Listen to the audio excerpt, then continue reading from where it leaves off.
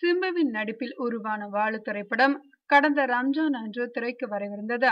கடைசி நேரத்தில் magic race என்ற நிறுவனம் வாலு படத்தின் மீது வழக்கு தொடர்ந்ததால் படம் வெளியாகவில்லை.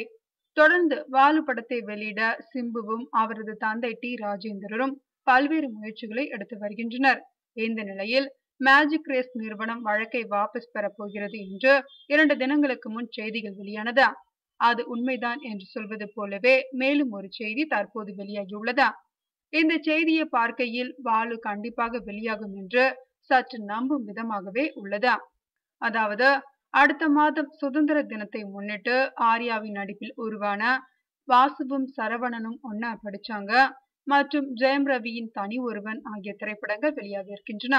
இதில் ஆர்யாவின் படத்தை உதயநிதியின் ரெட் ஜெயின் மூவிஸ் நிறுவனமும், ஜெயம் ரவியின் படத்தை கலாநிதி மாறனின் சன் பிக்சர்ஸ் நிறுவனமும் வெளியிடுகின்றன.